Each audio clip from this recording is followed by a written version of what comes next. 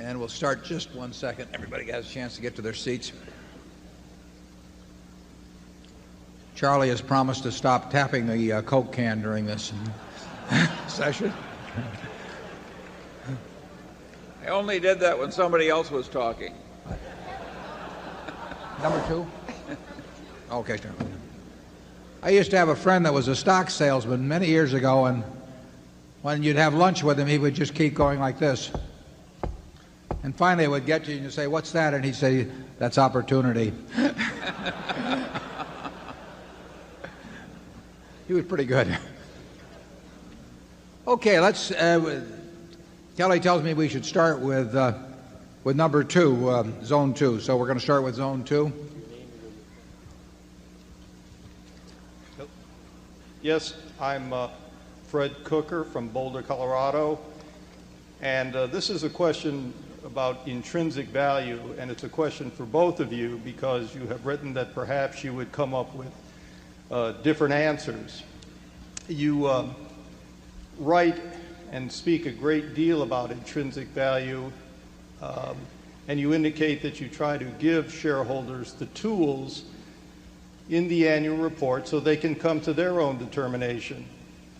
What I'd like you to do is expand upon that a little bit. First of all, what do you believe to be the important tools, either in the Berkshire annual report or other annual reports that you review in determining intrinsic value? Secondly, what rules or principles or standards do you use in applying those tools? And lastly, how does that process, that is, the use of the tools, the application of the standards, relate to what you have previously described as the filters you use in determining your valuation of a company? If we could see in it, looking at any business, what its future cash inflows or outflows from the business to the owners or from the owners would be over the next, we'll call it 100 years, or until the business is extinct, and then could discount that back at the appropriate interest rate, which I'll get to in a second, that would give us a number for intrinsic value. In other words, it would be like looking at a bond that had a whole bunch of coupons on it that was due in 100 years, and if you could see what those coupons are, you can figure the value of that bond compared to government bonds if you want to stick an appropriate risk rate in. Or you can compare one government bond with 5% coupons to another government bond with 7% coupons. Each one of those bonds has a different value because they have different coupons printed on them. Businesses have coupons that are going to develop in the future too. The only problem is they aren't printed on the instrument, and it's up to the investor to try to estimate what those coupons are going to be over time. As we have said, in high-tech businesses or something like that, we don't have the faintest idea what the coupons are going to be. When we get into businesses where we think we can understand them reasonably well, we are trying to print the coupons out. We are trying to figure out what businesses are going to be worth in 10 or 20 years. When we bought See's Candy in 1972, we had to come to the judgment as to whether we could figure out the competitive forces that would operate, the strengths and weaknesses of the company, and how that would look over a 10 or 20 or 30-year period. And if you attempt to assess intrinsic value, it all relates to cash flows. The only reason for putting cash into any kind of an investment now is because you expect to take cash out. Not by selling it to somebody else, because that's just a game of who beats who, but by, in a sense, by what the asset itself produces. That's true if you're buying a farm. It's true if you're buying a business.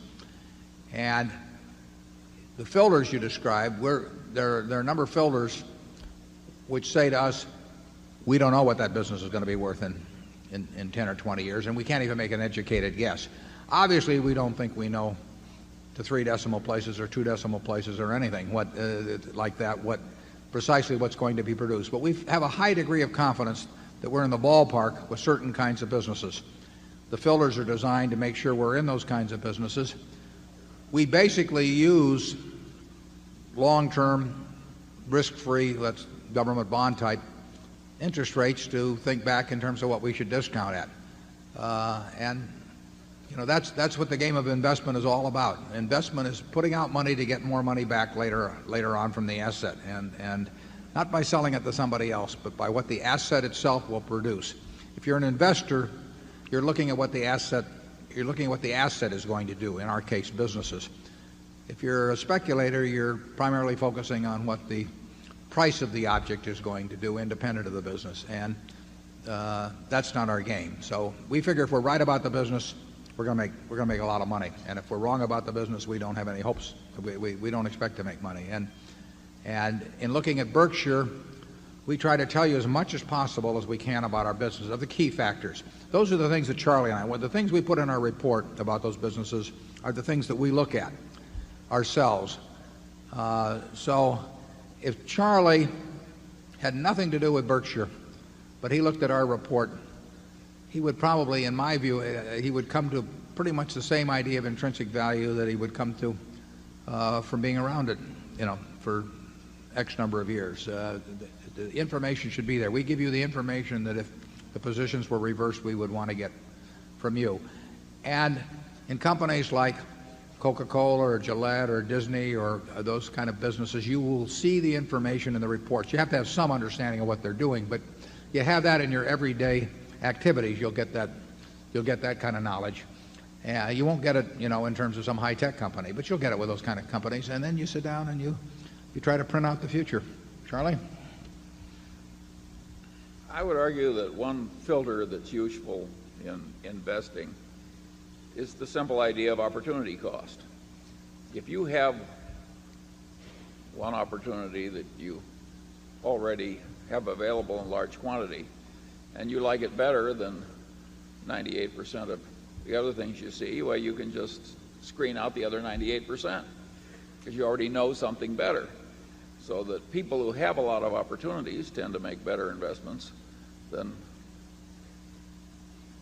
people that don't have a lot of opportunities, and people who have very good opportunities, and using a concept of opportunity cost, they can make better decisions about what to buy. With this attitude, you get a concentrated portfolio, which we don't mind. That practice of ours, which is so simple, is not widely copied. I do not know why. Now, it's copied among the Berkshire shareholders. I mean, all you people have learned it. But it's not the standard in investment management, even at great universities and other intellectual institutions. Very interesting question. If we're right, why are so many eminent places so wrong? There are several possible answers to that question. Yes.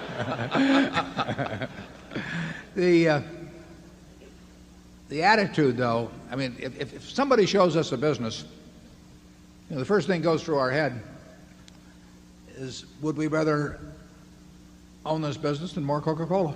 Would we rather own it than more Gillette?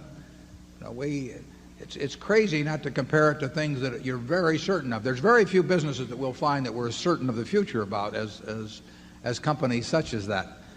And therefore, we will want companies where the certainty gets close to that, and then we'll want to figure that we're better off than just buying more of those. If every management, before they bought a business in some unrelated field that they might not have even heard of, more than a short time before that's being promoted to them, if they said, is this better than buying in our own stock? Is this better than even buying Coca-Cola stock or something? There'd be a lot fewer deals done, but they tend not to measure against what we regard as close to perfection as we can get. Charlie, anyone? Well, I will say this, that the concept of intrinsic value used to be a lot easier because there were all kinds of stocks that were selling for 50% or less of the amount at which you could have easily liquidated the whole corporation if you owned the whole corporation. Indeed, in the history of Berkshire Hathaway, we bought things at 20% of then liquidating value. And in the old days, the Ben Graham followers could run their Geiger counters over corporate America, and they could spill out a few things, and you could easily see, if you were at all familiar with the market prices of whole corporations, that you were buying at a huge discount. Well, no matter how bad the management, if you're buying at 50% of asset value or 30% or so on down, you have a lot going for you. And as the world has wised up and as stocks have behaved so well for people that stocks generally have gone to higher and higher prices, that game gets much harder. Now to find something at a discount from intrinsic value, those simple systems ordinarily don't work. You've got to get into Warren's kind of thinking, and that is a lot harder. I think you can predict the future in a few places best if you understand a few basic ideas that come from a good general education. And that's what I was talking about in that talk I gave at the USC Business School. In other words, Coca-Cola is a simple company if it's stripped down and analyzed in terms of some elemental forces. It's not hard to understand Costco either. You know, I mean, there are certain fundamental models out there that do not take, you don't have the kind of ability that quantum mechanics requires. You just have to know a few simple things and really know them. Charlie talks about liquidating value. He's not talking about closing up the enterprise, but he's talking about what somebody else would pay for that stream of cash, too. I mean, if you could have looked at a collection of television stations owned by a Cap Cities, for example, in the early to 1974, and it would have been worth, we'll say, 4 times what the company was selling for. Not because you'd closed the stations, but just their stream of income was worth that to somebody else. It's just that the marketplace was very depressed, although, like I say, on a negotiated basis, you could have gone and sold the properties for 4 times what the company was selling for, and you got wonderful management. And I mean, those things happen in markets. They will happen again. But part of investing and calculating intrinsic values is if you get the wrong answer when you get through. In other words, if it says don't buy, you can't buy just because somebody else thinks it's going to go up or because your friends have made a lot of easy money lately or anything of the sort. You have to be able to walk away from anything that doesn't work, and very few things work these days. You also have to walk away from anything you don't understand, which in my case is a big handicap. But you would agree with Joe Warren that it's much harder now.